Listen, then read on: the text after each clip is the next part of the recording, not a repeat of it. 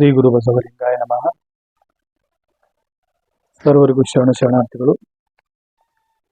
ಪುನರ್ಜನ್ಮದ ಕುರಿತಾಗಿ ನಾವು ಕೆಲವು ಸಂಚಿಕೆಗಳಿಂದ ಕೆಲವೊಂದಿಷ್ಟು ವಿಚಾರಗಳನ್ನು ತಿಳ್ಕೊಂಡಿದ್ದೀವಿ. ಪುನರ್ಜನ್ಮ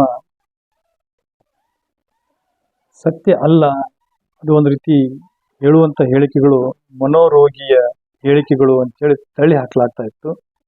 ಆದರೆ ಇತ್ತೀಚೆಗೆ ಮನೋವಿಜ್ಞಾನಿಗಳೇ ಕೆಲವೊಂದು ಘಟನೆಗಳನ್ನು ಅಧ್ಯಯನಕ್ಕೊಳಪಡಿಸಿದಾಗ ಪುನರ್ಜನ್ಮ ಸತ್ಯ ಅನ್ನುವಂಥದ್ದು ಸಾಬೀತಾಗ್ತಾ ಬರ್ತಾ ಇದೆ. ವಿದೇಶದಲ್ಲಿಯೂ ಸಹ ಅನೇಕ ಘಟನೆಗಳು ಈ ಪುನರ್ಜನ್ಮ ಕುರಿತಾಗಿ ನಿರಂತರವಾಗಿ ನಡೀತಾನೆ ಇದ್ದಾವೆ. ಡಾಕ್ಟರ್ ಸತ್ವಂತ್ ಪಾತ್ರಿಚ್ ಅನ್ನುವಂಥವ್ರು ಕ್ಲೇಮ್ಸ್ ಆಫ್ ರೀಇನ್ಕಾರ್ನೇಷನ್ ಅನ್ನೋದ್ರ ಬಗ್ಗೆ ಒಂದು PhD ಮಾಡ್ತಾರೆ. ಅವರು ಸಂಶೋಧನಾ ಗ್ರಂಥವನ್ನು ಆಸಕ್ತರು ಓದ್ಬೋದು. ಅದರಲ್ಲಿ ಹಲವಾರು ಪುನರ್ಜನ್ಮದ ವಿಷಯಗಳನ್ನು ಅವರು ಪ್ರಸ್ತಾಪಿಸ್ತಾರೆ. ಹಾಗೆಯೇ ಹೆರಾಲ್ಡ್ಸನ್ ಅನ್ನೋರು ಬರೆದಿರುವಂಥ ಒಂದು ಗ್ರಂಥದಲ್ಲಿ ವಿದೇಶದಲ್ಲಿ, ನಮ್ಮ ಭಾರತವನ್ನು ಹೊರತುಪಡಿಸಿ ವಿದೇಶದಲ್ಲಿ ಯಾವ್ಯಾವ ಪುನರ್ಜನ್ಮದ ಪ್ರಸಂಗಗಳು ಬಂದಿದ್ದಾವೆ ಅನ್ನೋದ್ರ ಕುರಿತಾಗಿ ಅವರು ತಮ್ಮ ಗ್ರಂಥದಲ್ಲಿ ವಿಸ್ತಾರವಾಗಿ ನೀಡ್ತಾರೆ. ಹಾಗೆಯೇ ನಮ್ಮವರಾದಂಥ ರಾಜಸ್ಥಾನ ವಿಶ್ವವಿದ್ಯಾಲಯದ ಮನಃಶಾಸ್ತ್ರಜ್ಞರಾಗಿರುವಂಥ ಡಾಕ್ಟರ್ KS ರಾವತ್ ಎನ್ನುವಂಥವರು ಸುಮಾರು 600 ಪ್ರಕರಣಗಳನ್ನು ಅಧ್ಯಯನಕ್ಕೊಳಪಡಿಸಿ 600 ಪ್ರಕರಣಗಳನ್ನು ವೆಬ್ಸೈಟ್ನಲ್ಲಿ ಹಾಕಿದ್ದಾರೆ. ಆಸಕ್ತರು ಅವುಗಳನ್ನು ಸಹ ತಾವು ಪರಿಶೀಲಿಸಬಹುದು. ಇದು ಅಲ್ಲದೆ ಕ್ರೈಸ್ತ ಧರ್ಮಗುರುಗಳಾಗಿರುವಂಥ ಎಡ್ವರ್ಡ್ ಕೇಸಿ ಅನ್ನುವಂಥವರು ತಮ್ಮದೇ ಆದಂಥ ಒಂದು ಪುನರ್ಜನ್ಮದ ವಿಚಾರಗಳನ್ನು ಹಂಚಿಕೊಳ್ತಾರೆ. ಪ್ರತಿನಿತ್ಯ ಅವರಿಗೆ ನಿದ್ರೆಗೆ ಜಾರಿದ ಮೇಲೆ ಅವರು ಮನಸ್ಸಿನೊಳಗಡೆ ತಮ್ಮ ಹಿಂದಿನ ಜನ್ಮದ ವೃತ್ತಾಂತಗಳೆಲ್ಲವೂ ಸಹ ನೆನಪಿಗೆ ಬರ್ತಾ ಇದ್ದಾವೆ ಅಂತ ಹೇಳ್ತಾರೆ. ಅವರು ಹೇಳಿರುವಂಥ ಎಲ್ಲ ಹೇಳಿಕೆಗಳನ್ನು ದಾಖಲಿಸಿಕೊಳ್ತಾರೆ. ಆ ದಾಖಲೆಗಳು ಸಹ ಇವತ್ತು ವಿಶ್ವಾದ್ಯಂತ ಚರ್ಚೆಗೆ ಗ್ರಾಸ ಆಗಿದ್ದಾವೆ. ಈ ರೀತಿಯಾದಂಥ ಪುನರ್ಜನ್ಮಗಳು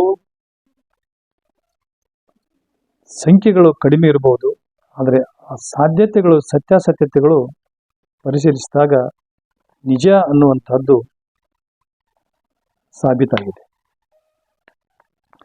ಆದರೆ ಕೆಲವೊಂದಿಷ್ಟು ಪ್ರಮುಖವಾದಂಥ ಪುನರ್ಜನ್ಮದ ಲಕ್ಷಣಗಳನ್ನು ನಾನು ಇವತ್ತು ತಮ್ಮೆದುರಿಗೆ ಹಂಚ್ಕೊಳ್ತೀನಿ. ಯಾವುದೇ ಒಬ್ಬ ವ್ಯಕ್ತಿ ತೀರ್ಕೊಂಡ್ರ ಕೆಲವೇ ಕ್ಷಣಗಳಲ್ಲಿ ಪುನರ್ಜನ್ಮವನ್ನ ತಾಳಿರುವುದು ಕಂಡು ಬಂದರೆ, ಕೆಲವಷ್ಟು ಒಂದೆರಡು ವರ್ಷಗಳಲ್ಲಿ ಮತ್ತೆ ಜನ್ಮವನ್ನು ತಾಳಿರುವಂಥದ್ದು, ಕೆಲವಷ್ಟು 100 ವರ್ಷಗಳ ನಂತರ, 200 ವರ್ಷಗಳ ನಂತರ ಪುನರ್ಜನ್ಮವನ್ನು ಪಡೆದಿರುವಂಥ ಘಟನೆಗಳು, ಪ್ರಸಂಗಗಳು ಈ ಅಧ್ಯಯನದೊಳಗೆ ನಾವು ಕಾಣ್ತಾ ಇದ್ದೇವೆ.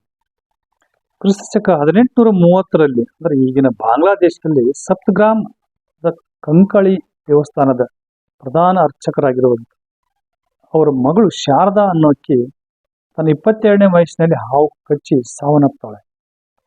ಮುಂದೆ ಅವಳು 150 ವರ್ಷದ ಬಳಿಕ ಮಹಾರಾಷ್ಟ್ರದ ನಾಗ್ಪುರದಲ್ಲಿ ಪುನರ್ಜನ್ಮ ಪಡಿತಾಳೆ. ಉತ್ತರ್ ಉದ್ದಾರ್ ಅನ್ನುವಂಥ ಹೆಸರಿನಿಂದ ಮರಾಠಿ ಉಪನ್ಯಾಸಿಕೆಯಾಗಿ ಅವರು ಕೆಲಸ ನಿರ್ವಹಿಸ್ತಾರೆ. ಅವರ ನೀಡಿದ ಎಲ್ಲಾ ಹೇಳಿಕೆಗಳನ್ನು, ಅವರಿಗೆ ಅದು ಪುನರ್ಜನ್ಮದ ನೆನಪಾಗ್ತದೆ.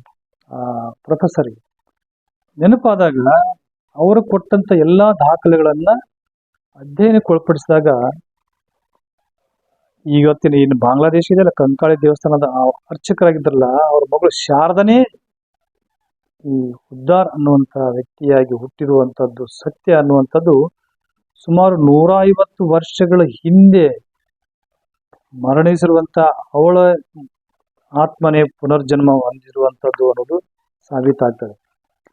ಹೀಗೆ ಈ ಪುನರ್ಜನ್ಮಕ್ಕೆ ಕಾಲಮಿತಿ ಇಲ್ಲ ಮತ್ತು ದೇಶದ ಗಡಿಗಳಿಲ್ಲ, ಧರ್ಮದ ಚೌಕಟ್ಟಿಲ್ಲ, ಲಿಂಗದ ಭೇದ ಇಲ್ಲ. ಈ ಆತ್ಮ ಅನ್ನುವಂಥದ್ದು ಯಾವ ಸಮಯದಲ್ಲಿ, ಯಾವ ಸಂದರ್ಭದಲ್ಲಿ, ಯಾರೊಳಗಡೆ ಪ್ರವೇಶ ಪಡಿತಿತೋ ಪುನರ್ಜನ್ಮದ ರೂಪದಲ್ಲಿ ಅನ್ನೋದಕ್ಕೆ ಇಲ್ಲಿವರೆಗೂ ನಿರ್ದಿಷ್ಟವಾದಂಥ ಸ್ವರೂಪವನ್ನ, ನಿರ್ದಿಷ್ಟವಾದಂಥ ಸಾಕ್ಷಿಯನ್ನು ಕೊಡೋದಕ್ಕೆ ಸಾಧ್ಯ ಆಗಿಲ್ಲ. ಕೆಲವು ಬಾರಿ ಕ್ಷಣದಲ್ಲಿನೇ ಪುನರ್ಜನ್ಮ ಆಗಿದ್ದಾರೆ. ಕೆಲವು ಸರ್ತಿ 150 ವರ್ಷಗಳು, ಕೆಲವು ಸರ್ತಿ ಇನ್ನೂ ಎಷ್ಟು ವಿಚಿತ್ರ ಅಂತಂದ್ರೆ, ಈ ಪುನರ್ಜನ್ಮ ಪಡೆದಂತ ವ್ಯಕ್ತಿ ಆ ತನ್ನ ಹಿಂದಿನ ಜನ್ಮದ ಗ್ರಾಮದ ಮಧ್ಯದ ಪಕ್ಕದ ಗ್ರಾಮದಲ್ಲಿ ಆಗಿರ್ಬೋದು. ಕೆಲವು ಪ್ರಕರಣದೊಳಗೆ ವಿದೇಶದಲ್ಲಿ ಆಗೈತಿ ಪುನರ್ಜನ್ಮ. ಕೆಲವು ಪ್ರಕರಣದೊಳಗಡೆ ಏನಾಗಿದ್ದಾವೆ, ಒಂದೇ ಮನೆಯೊಳಗೂ ಆಗಿದೆ. ತಮಿಳುನಾಡಿನ ಮಹಾಬಲಿಪುರಂ ದೇವಾಲಯದ ಅರ್ಚಕರೊಬ್ಬರು ಇಟಲಿ ಒಳಗಡೆ ಫ್ಲೋರೆನ್ಸಾದಲ್ಲಿರುವಂತಹ ಡಾಕ್ಟರ್ ಗೆಲಿಸ್ಟೋಲಿಯಾ ಆಗಿ ಮರುಜನ್ಮವನ್ನು ಹೊಂದಿರುವಂತದ್ದನ್ನು ಸಹ ಈ ಅಧ್ಯಯನದ ವರದಿಯೊಳಗೆ ನಾವು ಕಾಣ್ತೀವಿ. ಎಲ್ಲಿಯ ತಮಿಳುನಾಡು, ಎಲ್ಲಿಯ ಇಟಲಿ. ಪುನರ್ಜನ್ಮ ಮರುಕಳಿಸ್ತಪ್ಪ ಅಂದ್ರೆ ತಮ್ಮ ಹಿಂದಿನ ಒಂದು ಪ್ರದೇಶವನ್ನು ನೋಡೋದಕ್ಕೆ ಅವರು ಬಂದು ಹೋಗಿರುವಂತಹದ್ದು ಅನೇಕ ಘಟನೆಗಳು. ವಿದೇಶಿಯರು ಸಂಸ್ಕೃತ ಗೊತ್ತಿರೋದವರು ಬಾಯಿನಲ್ಲಿ ಸಂಸ್ಕೃತ ಹುಟ್ಟು ಬಂದಿರುವಂತದ್ದು ಕೆಲವೊಂದು ಘಟನೆ ಇದೆ, ನಾನು ಹೇಳ್ತೀನಿ. ಸುಮಿತ್ರಾ ಅಂತೇಳಿ, ಸುಮಿತ್ರಾ ಘಟನೆ ಒಳಗ ಅನ್ಪಡ್ ಅಂದ್ರೆ ಅನಕ್ಷರಸ್ಥ ಇದ್ದಕ್ಕಿ ಪುನರ್ಜನ್ಮದ ಒಂದು ಪ್ರಕರಣದೊಳಗ ಅಕ್ಕಿ ಇಂಗ್ಲಿಷ್ನಲ್ಲಿ ಪತ್ರವನ್ನು ಬರೀತಾಳೆ ತನ್ನ ಹಿಂದಿನ ಜನ್ಮದಲ್ಲಿರುವಂತಹ ಗಂಡನಿಗೆ. ಓದೋನು ಬಾರದೇ ಇರುವಂತವ್ನು ತನ್ನ ಇತ್ತೀಚಿನ ಜನ್ಮದ ಗಂಡನಿಗೆ ಆ ಪತ್ರವನ್ನು ಪೋಸ್ಟ್ ಮಾಡಕ್ ಹೇಳ್ತಾಳೆ. ಅದು ಬಹಳ ಕುತೂಹಲಕರವಾಗಿರುವಂತಹ ಘಟನೆ. ಆ ಘಟನೆ ಬಗ್ಗೆ ಸುದೀರ್ಘವಾಗಿ ನಾನು ಮುಂದಿನ ಸಂಚಿಕೆ ಮಾತಾಡ್ತೀನಿ. ಹೀಗೆ ಕೆಲವಷ್ಟು ವಿಚಿತ್ರ ಏನಂತಂದ್ರೆ, ಪುನರ್ಜನ್ಮ ಪಡೆದಂತ ವ್ಯಕ್ತಿ ಹೇಳುವ ಹೇಳಿಕೆಗಳು, ನಾ ಹಿಂದಿನ ಜನ್ಮದಲ್ಲಿ ಪ್ರಾಣಿಯಾಗಿದ್ದೆ, ಆ ಪ್ರಾಣಿಯಾಗಿದ್ದೆ, ಆ ಪಕ್ಷಿಯಾಗಿದ್ದೆ, ಅವುಗಳನ್ನೆಲ್ಲ ಸ್ವಲ್ಪ ನೆನಪುಗಳನ್ನು ಮಾಡ್ತಾರೆ. ಅವುಗಳನ್ನ ಮನುಷ್ಯಯಾಗಿ ಪುನರ್ಜನ್ಮ ಹೊಂದಿದ ಬಗ್ಗೆ ಸಾಕ್ಷೀಕರಿಸಿ ಅವುಗಳನ್ನ ಹಿಂದಿನ ಜನ್ಮದ ಮಾಹಿತಿಗಳನ್ನ ಆಧರಿಸಿ ಆ ಸ್ಥಳಗಳಿಗೆ ಹೋಗಿ ಅವುಗಳನ್ನ ಸತ್ಯಾಸತ್ಯತೆಗಳನ್ನ ಪರಿಶೀಲಿಸಬಹುದು. ಪಕ್ಷಿ ಪ್ರಾಣಿಗಳಾಗಿದ್ದೇವೆ ಅನ್ನೋದಕ್ಕೆ ಸತ್ಯಾಸತ್ಯಗಳನ್ನು ಪರಿಶೀಲಿಸೋದಕ್ಕೆ ಸ್ವಲ್ಪ ಕಷ್ಟ ಆಗ್ತದೆ. ಬಟ್ ಆದ್ರೂ ಸಹ ಕೆಲವು ಜನ ಅವರು ಹೇಳ್ಕೊತಾರೆ, ತಾವು ಹಿಂದಿನ ಜನ್ಮದಲ್ಲಿ ಈ ಪ್ರಾಣಿಯಾಗಿದ್ದೆ, ಇಂಥ ಪ್ರಾಣಿಯಾಗಿದ್ದೆ ಅಂತೇಳಿ. ಕೆಲವು ಪ್ರಾಣಿಗಳ ಮನಸ್ಸಿನ ಸ್ವಭಾವವನ್ನ ಪ್ರಕಟಪಡಿಸುವುದನ್ನು ನೋಡಿದಾಗ ಬಹುಶಃ ಅವು ಸತ್ಯ ಇದ್ರು ಅನ್ನಿಸ್ಬೋದು. ನನ್ ಕೇಳ್ಪಟ್ಟಿರುವಂತ ಹಾಗೆ ಕೆಲವೊಂದಷ್ಟು ಪ್ರಾಣಿಗಳು ಆ ಗ್ರಾಮದಲ್ಲಿ ಯಾರಾದ್ರೂ ತೀರ್ಕೊಂಡ್ರೆ ಅವರ ಅಂತಿಮ ಸಂಸ್ಕಾರ ಆಗದವರೆಗೂ ಸಹ ಉಪವಾಸ ಬಿದ್ದಿರುವಂತಹದ್ದು, ಅಂತಿಮ ಸಂಸ್ಕಾರ ಆದ್ಮೇಲೆ ಅವು ಹೋಗಿ ನದಿ ಒಳಗ ಮುಳುಗಿ ಬಂದಿರುವಂತದ್ದು, ಹೀಗೆ ಕೆಲವೊಂದು ಘಟನೆಗಳು ಅಲ್ಲೆಲ್ಲೇ ನಾವು ಓದಿದಂತ ನೆನಪು. ಸತ್ಯ ಅನ್ಬಹುದು. ಮನುಷ್ಯ ಪ್ರಾಣಿಯಾಗಿ ಹುಟ್ಟಿರುವಂತದ್ದು, ಪ್ರಾಣಿ ಮನುಷ್ಯಯಾಗಿ ಪುನರ್ಜನ್ಮ ಪಡೆದಿರುವಂತದ್ದು ಘಟನೆಗಳು ಇರಬಹುದು. ಇನ್ನು ಇದ್ರ ಬಗ್ಗೆ ಅಧ್ಯಯನಕ್ಕೆ ಒಳಪಡಿಸಿ ಸತ್ಯಾಸತ್ಯತೆಯನ್ನು ಪರಿಶೀಲಿಸಬಹುದು. ಯಾವುದನ್ನು ಸಹ ಮೂಢನಂಬಿಕೆ ಅಂತ ಹೇಳಿ ತಳ್ಳಿ ಹಾಕೋದಕ್ಕೆ ಸಾಧ್ಯತೆ ಇಲ್ಲದೆ ಇರುವಂತಹ ಘಟನೆಗಳು ನಮ್ಮ ಎದುರಿಗೆ ಇವತ್ತು ಸಾಕ್ಷಿಗಳನ್ನ ನೀಡ್ತಾ ಇದ್ದಾವೆ. ಹಲವು ಬಾರಿ ಪುನರ್ಜನ್ಮ ಹೀಗಾಗಿರ್ತದಲ್ಲ, ಹಿಂದಿನ ಜನ್ಮದಲ್ಲಿ ಅಸಹಜ ಸಾವು, ಅನ್ಎಕ್ಸ್ಪೆಕ್ಟೆಡ್, ಅದು ಅಂದ್ರೆ ಅಪಘಾತಕ್ಕೀಡಾಗಿ, ಹತ್ಯೆಗೀಡಾಗಿ ಅವರು ಪುನರ್ಜನ್ಮದಲ್ಲಿ ಬಂದಾಗ ಹಿಂದಿನ ಜನ್ಮದ ತಮ್ಮ ಸಾವಿಗೆ ಕಾರಣ ಯಾವುದು, ಯಾರಿಂದ ತಾವು ಸಾವಿಗೆ ಈಡಾದಿವಿ. ಆ ಸುನಂದ ಸಾವಿತ್ರಿ ಪ್ರಕರಣದಲ್ಲಿ ನಾ ಹೇಳಿದ್ನಲ್ಲ, ಅತ್ತೆ ಮನೆಯವರೇ ಕೊಲೆ ಮಾಡಿರುವಂಥದ್ದನ್ನ ಅವಳು ಹೇಳ್ತಿರುವಂಥದ್ದು. ಈ ಟಿಟು ಸಿಂಗ್ ಪ್ರಕರಣದಲ್ಲಂತೂ ಅವನಿಗೆ ಗುಂಡು ಹಾರಿಸಿರುವಂಥದ್ದು, ಇವೆಲ್ಲ ವ್ಯಕ್ತಿಗಳನ್ನ ಅವ್ರು ಗುರುತಿಸಿರುವಂಥದ್ದು ಬಹಳ ಕುತೂಹಲಭರಿತವಾಗಿರುವಂತಹ ಪ್ರಕರಣಗಳು ಈ ಪುನರ್ಜನ್ಮದಲ್ಲಿ ನಾವು ಕಾಣ್ತಿದ್ದೀವಿ. ಅಷ್ಟೇ ಅಲ್ಲ, ಹಿಂದಿನ ಜನ್ಮದಲ್ಲಿ ಯಾವುದರ ಮೂಲಕವಾಗಿ ಅವರು ಸಾವಿಗೀಡಾಗಿದ್ರು ಅದನ್ನ ಈ ಜನ್ಮದಲ್ಲಿ ಅಂಥವನ್ನು ಘಟನೆಗಳ ಕಂಡಾಗ, ಸಪೋಸ್ ಬೆಂಕಿಯಿಂದ ಸಾವಿಗೀಡಾಗಿದ್ರೆ, ನೀರಿನಿಂದ ಸಾವಿಗೀಡಾಗಿದ್ರೆ, ಆಯುಧಗಳಿಂದ ಸಾವಿಗೀಡಾಗಿದ್ರೆ, ಅವುಗಳು ಕಂಡಾಗ ಇವರು ಈಗಲೂ ಜನ್ಮದಲ್ಲಿ ಪುನರ್ಜನ್ಮ ಪಡೆದಂತ ವ್ಯಕ್ತಿ ಹೆದರುವಂತ ಪ್ರಸಂಗಗಳನ್ನು ನಾವು ಕಾಣ್ತಾ ಇದ್ದೀವಿ. ಹಾಗೇನೆ ಹಿಂದಿನ ಜನ್ಮದಲ್ಲಿ ಕೆಲವೊಂದಷ್ಟು ಆಗಿರುವಂತ ಗಾಯಗಳು ಎಷ್ಟು ವಿಚಿತ್ರ ನೋಡ್ರಿ.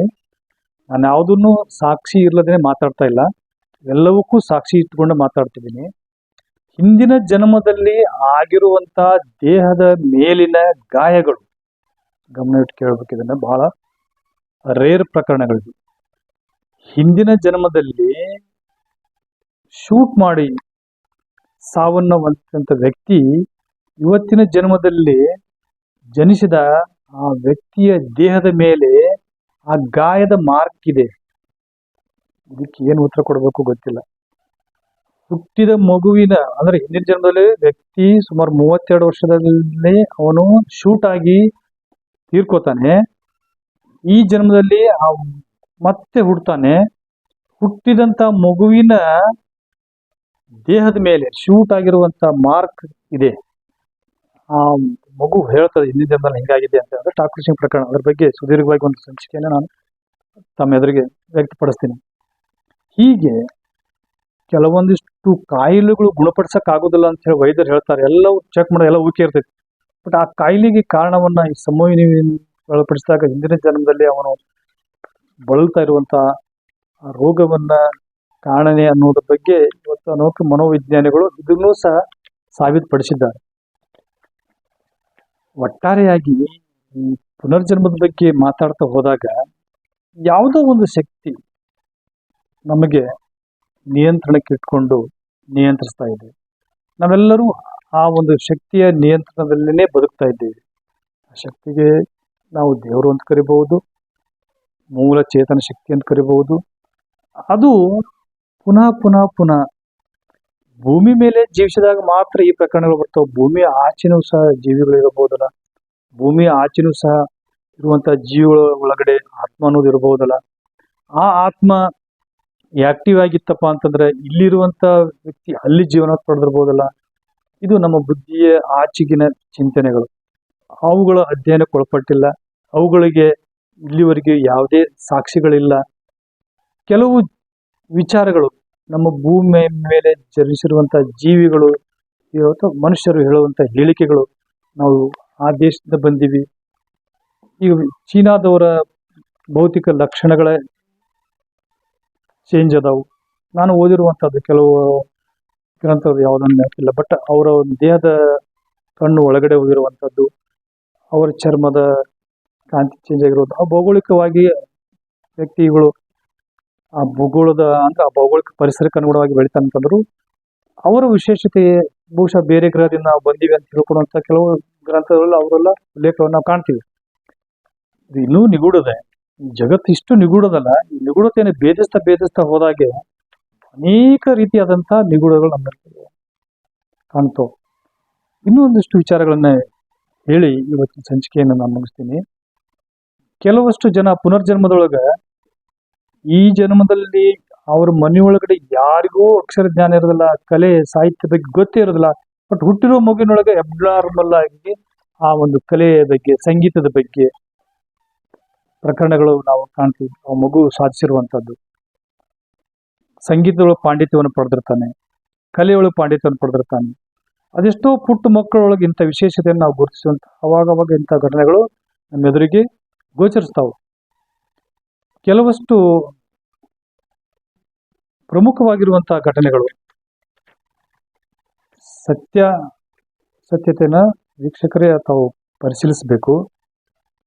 ಕೆಲವು ಪುಟ್ಟ ಮಕ್ಕಳು ತಾವು ಹಿಂದಿನ ಜನ್ಮದಲ್ಲಿ ನಾವು ಇಂತಿಂಥವರಾಗಿದ್ದೇವೆ ಅಂತ ಹೇಳುವಂತಹದನ್ನ ಈಗಾಗಲೇ ಅಧ್ಯಯನಕ್ಕೆ ಒಳಪಡಿಸಿದ್ದಾರೆ.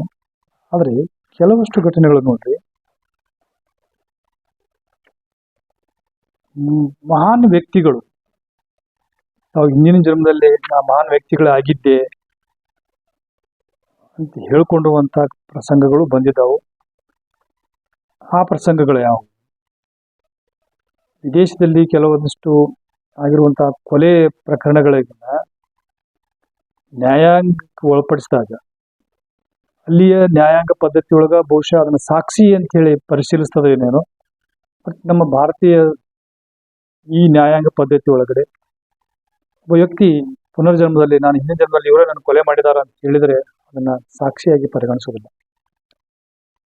ಯಾಕೆ ಅಂತಂದ್ರೆ ಪುನರ್ಜನ್ಮದ ಬಗ್ಗೆ ಇನ್ನೂ ಸ್ಪಷ್ಟವಾದಂತಹ ಅಭಿಪ್ರಾಯ, ಪುನರ್ಜನ್ಮ ಅನ್ನುವಂಥದ್ದು ನಿಜ ಅನ್ನುವಂಥ ಅಭಿಪ್ರಾಯ ಇನ್ನೂ ನಮ್ಮ ಮಧ್ಯದಲ್ಲಿ ಅದು ಸಿದ್ಧಪಟ್ಟಿಲ್ಲ.